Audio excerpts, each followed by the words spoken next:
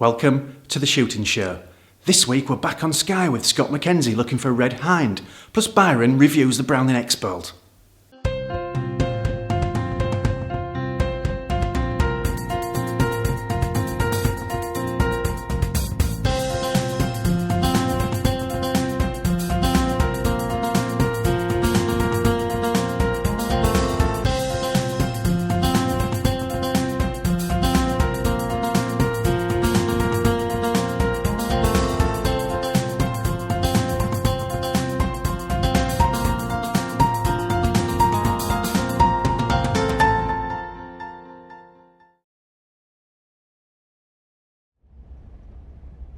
This week we are back on Skye Stocking with Scott Mackenzie.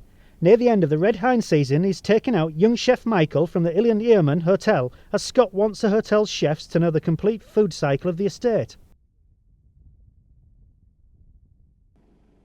Surveying the ground, Scott explains what he's looking for in advance of the stalk. Anything that's injured, possibly diseased, but this year's been a phenomenal year for them, so it's not coming across any really bad animals, anything that's poorly, so it's just a case of now just thinning out a few of the older hinds and taking out some of the young ones. And like I said, there's just a few in this area I just need to take a few more out of. So Back at the estate cottage, Scott silences his phone and sorts his attire before loading the rifle and making it safe. Finally, it's time to head to the hill with the young chef in tow.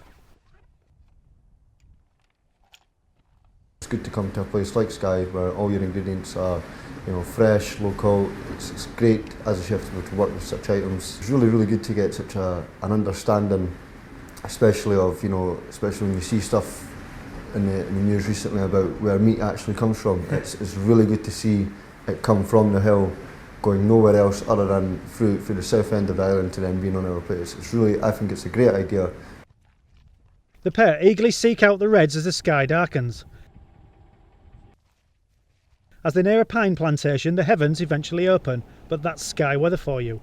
However, clear sky in the distance gives a little hope as they press on, undaunted. Eventually, Scott spots some deer moving across the heather.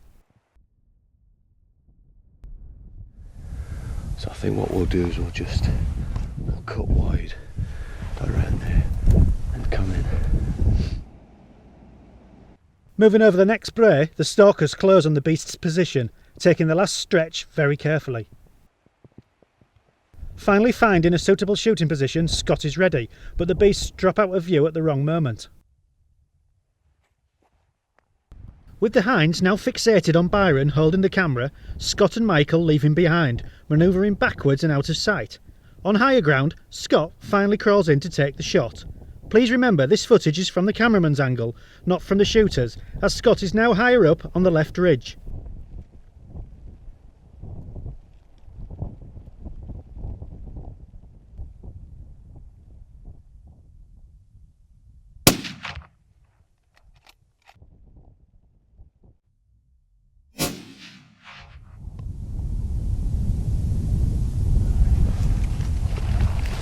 The others could be hanging about still, so we'll just take it easy as we get out there, because there may be a chance of another one further down. We always make sure it's dead for safety reasons. You usually walk up to the animal with a loaded rifle, just in case it does decide to get up and move out. You can give it a follow-up shot. And the way you check it's dead, just touch the eyeball. There's no reaction there. There's no blink. Right. We know it's dead. The carcass is prepared for extraction. Scott prefers sanitising hand gel for in-field gralloching purposes and reserves the gloves for the larder work. Well, what we start to do now, just give her a quick check over, make sure she's not. She looked fine. She looked good in the scope there. You always just give them a check out before you put it, make sure there's no signs of any abnormalities. Any signs of foot and mouth, you'd usually find blisters and things like that. Everything's good. You stick the knife in to empty the chest cavity and just cut the nicks either side. It's where you see, if you see that now, just pump the leg, and that just helps because it does clot up really quick. Scott opens up the beast and explains shot placement and checks out the lymph nodes. Let's get this out. It was a nice long shot.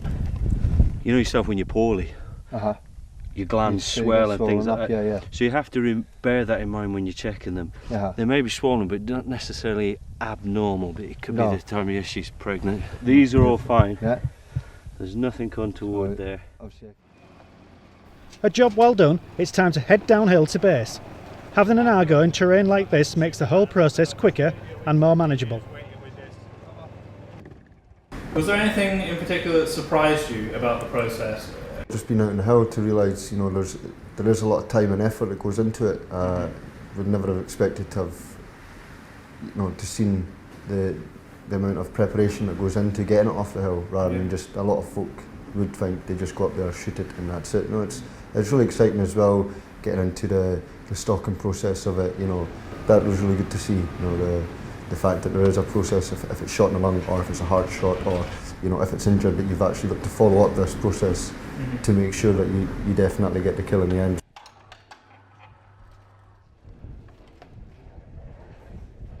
From my side of things, I thought it would be a great way to show chefs in the hotel on the estate that the process again that's involved.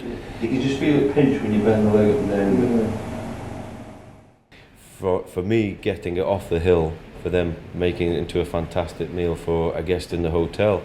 A lot of guests now are sort of clued up where food comes from. They're consistently asking, you know, is this local produce? Not just a case of going out, finding deer. Again, the whole cull process, which animals we're culling, the reasons why we're culling that particular animal. If they know the process is involved from start to finish, why deer are culled, why they're managed in certain areas, then the general public has a greater understanding of why this job needs to be done. Processing the hind in the larder gives Scott the opportunity to show Michael all about shot placement. The hind stood like that, and a lot of people say halfway up the body, just behind the shoulder. You see straight away, you're above it. Yeah, so you want to go. You're really wanting to get. Not, I mean, you know, you try and convince someone to shoot. You can see whether it's hit the lungs. Back at the hotel, it's time for Chef Michael to finish off the venison preparation cycle and teach Scott and Byron a few culinary tricks of his own. We've got our two venison fillets here. We've taken them down to the kitchen where we've just trimmed them up of any fat. Thing is with venison is when you're cooking it, a lot of people like to serve it sort of rare to medium rare. I prefer medium rare. You still want it to be quite pink, so you need to leave time. Once you've sealed it, you get it in the oven for a bit, and then we're going to leave it to rest. So we're going to do some nice garnishes to go with the venison today. We'll do like a home smoked garlic, so you get a nice smoky garlic flavour for your mash. It just adds a bit of a good touch to it as well. Also, we're going to do some roasted parsnips. Same, we're going to do some roast carrots. And we're going to do some celeriac puree. And I always find red cabbage works extremely well with venison. I find the best way to cook red cabbage is to braise it, which this is a good tool here. Use this just to get whatever vegetable you're cooking, guarantees it all to be the same thickness. Just going to turn the carrots. You don't really see much of this actually in restaurants nowadays. It's quite an old school way of preparing vegetables. Last stage, when we're reheating it, we'll just finish it with a bit of seasoning to taste. Get a good amount of seasoning on your meat.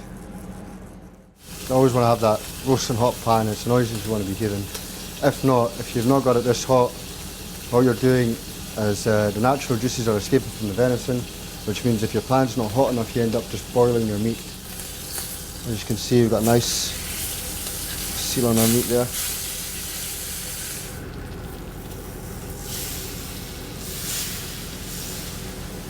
And we're going to leave that in the oven just to carry on cooking for another maybe 4, 5, maybe 6 minutes. Now that the venison's rested, just another quick flash in the oven just to bring it back up to temperature again. Venison on the plate and ready to go. When we're in the kitchen, we get this piece of venison delivered to us. It's been shot in the estate and processed through ourselves as well, but we don't see what our gamekeeper does for a living. You know, we just, you know, think that he's going out in the hill, shooting a hind, taking it down, and we get it the next day. It's good to see the amount of hard work that goes in from the other end, not just our end. So when you do get your product at the end of the day, which is a kill of a venison, it's well worth the challenge. It is a challenge to get there, I would say. I've eaten a lot of venison, obviously, but that really is good. Some tasty looking stuff with the chef there. And now, the Shooting Show news. This is the Shooting Show news. Buzzard control licences will only be issued where absolutely necessary, Natural England and DEFRA have announced. The organisation agreed a series of strict requirements in a meeting with the National Gamekeepers Organisation in 2012. These conditions are designed to prove there are no alternative methods of resolving a conflict with buzzards. David Taylor of the Countryside Alliance said governments have been reluctant to issue buzzard control licences because of their fear of coming under pressure from groups who have a narrow interest in birds of prey, often to the detriment of other species in Britain. Despite the weekend's terrible weather conditions, there was a great turnout at the first Deer Stalking Fair. Organised by Ridgeline's Brian Lyle, the indoor location of the Border Union Showground in Kelso proved a good choice for staving off the elements. It's been absolutely fantastic. I mean, when I'm actually going horse, I've been speaking to so many friends and people that I know here. The response has been phenomenal. The support from the traders has been fantastic. Zeiss, Borders Gunroom, Blaser and many other big names in the trade supported the show. 2 pairs of Swarovski SLC HD binoculars were up for grabs in the daily raffle, as well as the chance to win a day's stag stalking for 2 in the Scottish Borders. Clay Shooting magazine honoured the sport's best shooters at the Clay Shooters of the Year Awards on Friday. Top shooters, sponsors and friends met for a day of sport and celebration, starting with a 100-bird competition and double trap challenge. At the awards ceremony, top shooters including Stuart Clark, Nathan Hales, Ian Malarkey and the GB Universal Trench team were in attendance to collect their awards. Sticking down the line for this year, hopefully try and get the top 5 with a mind to go into New Zealand in 2014. That will probably be what we'll be like putting towards all the effort this year to try and make it come good for the year after. Yeah, it's a good year. I really enjoyed travelling to all the different countries and shooting. Absolutely brilliant. It was great. It was really, really good.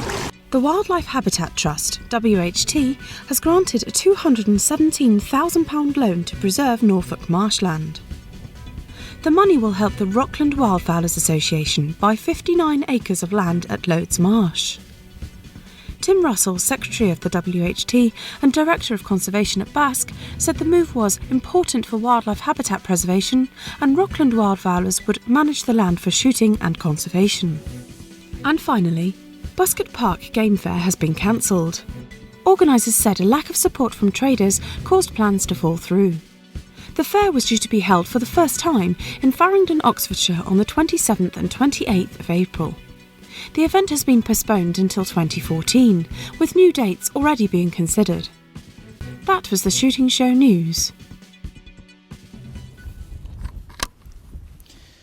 This week we're going to be having a look at Browning's flagship centerfire rifle, the Browning X-Bolt. We're in quite a fortunate position in that I also have one of their older models, the Browning A-Bolt here.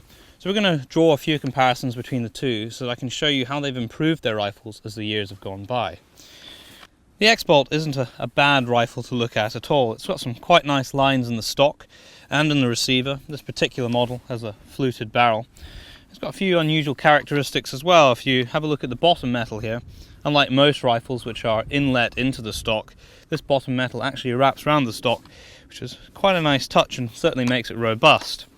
But if we start with the bolt, I can show you how they've improved the bolt over their A-Bolt design. Now if you have a look at them side by side, you can see that the X-Bolt is considerably thinner than the A-Bolt. Now I have to say that I was never a particular fan of the A-Bolt. For whatever reason, Browning decided to basically encase their whole bolt in a shroud. So this outside casing here isn't the bolt itself, it's more of a sleeve than anything else. And as a result of this, it was never really that slick to load. In fact, if we put this back in the rifle here, it just sounded a little bit clunky and clonky, and it really wasn't that smooth. There always felt like there was a lot of resistance in the bolt. I was never a big fan of that. On the X bolt, they've addressed that situation. They've removed the sheath, if you like, and if you compare it to the A bolt, it's a much slicker operation. It feels very nice to use. Just here, there's a bit of a button on top of the bolt handle itself. Now this little button is actually part of the safety arrangement for this rifle. I much prefer a two-position safety in that it's simple. You've got one position for safe, one position for fire, that's it, job done. But it is nice to be able to have the rifle completely safe and be able to eject whatever round is in the chamber. So what Browning have done is that they've got your rearward safe, forward for fire, but even with the rifle on safe, if you depress the button with your thumb while you're lifting the bolt, you can actually open the bolt and eject your round. The bolt release is another aspect that Browning have vastly improved over their A-bolt design. Now, it's in pretty much the same place. It's in the same place as a lot of rifles. It looks very similar to the bolt release that you find on a Tikka, except on a Tikka it's plastic, and I've always hated that. Browning have made it metal. It works in pretty much the same way. And the last part of the bolt to talk about is the bolt shroud. Initially when I saw this, I thought it was a little bit ugly, to be honest, but I've come round to it a little bit. The sort of step design took a little while to get used to because most of the shrouds that we see are curved or circular, but it's very slim, and once it's in the rifle and you look at the rifle as a whole, it actually does work quite nicely. But that's aesthetics. Functionally, it doesn't actually make any difference. Browning have gone down the same route as a lot of manufacturers with synthetic stocks, in that they're providing them with a coated rubberized finish. It feels very, very nice. The only thing, if you compare it to the A-bolt, which I preferred, was that the pistol grip on the A-bolt was just slightly more slender, and for my hands it fitted just a bit better. But the actual stock itself and the finish is far, far nicer on the X-bolt. Now the magazine is made of plastic. Anybody that's seen my reviews before will know that I'm not a big fan of plastic magazines. However, Browning have said that they've made this out of an almost indestructible polymer, and it is very much the case that modern rifles are increasingly fitted with plastic magazines. There are of course advantages to this. They don't corrode, and with modern moves in technology they're able to make these stronger and stronger. Browning have put the release catch on the magazine itself. Now, unlike a lot of rifles where you depress a catch on the stock and the magazine drops out into your hand, you actually pull the catch on the magazine and pull it into your hand. So there's no chance of a magazine bouncing out and onto the ground. So now we really need to take the rifle to pieces so you can see what work is going on underneath the stock.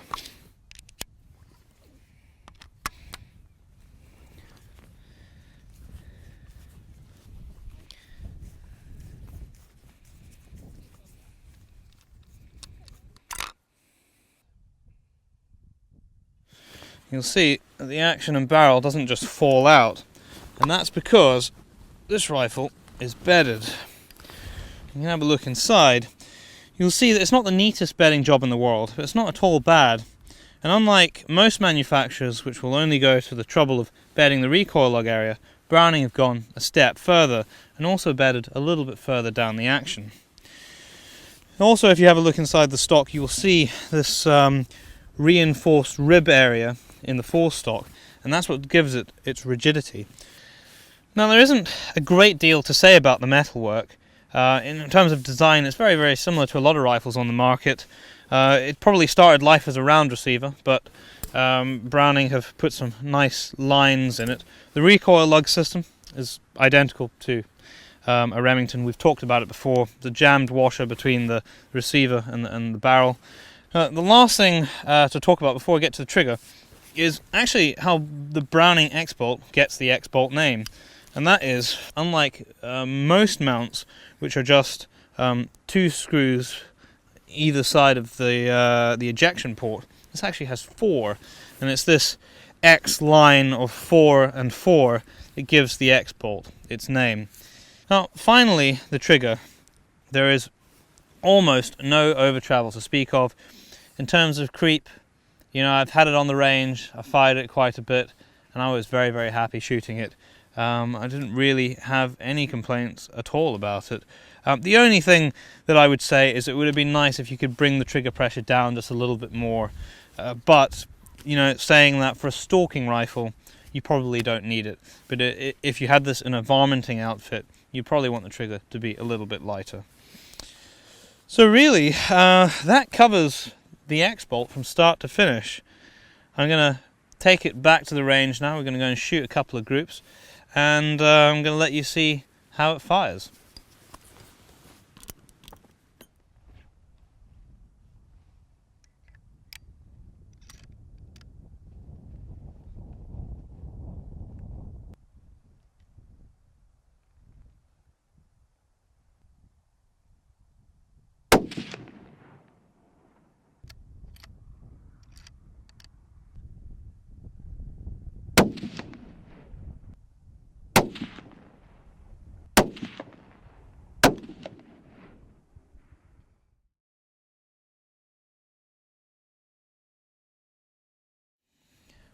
To wrap up the Browning X-bolt, I've been quite impressed with how much thought has gone into the various aspects of this rifle and the redesign that Browning has gone through to go from their A-bolt to this. I think it's probably safe to say that I do like the X-bolt. The little touches that they've got around it, you know, really sort of endeared me to it. How does the rifle shoot? Well, pretty well. I mean, it's a factory rifle. I'm shooting factory ammunition, and it's returning about the minute of angle at 100 yards. I've got a steel plate out beyond me at 300 yards, and I was able to hit that with pretty consistent results as well. Well, I'm going to be holding on to this test rifle for a little while and using it in my day-to-day hunting over the coming months, but I think I'm going to probably quite enjoy using it, and I think if you were to buy one, you definitely wouldn't be disappointed.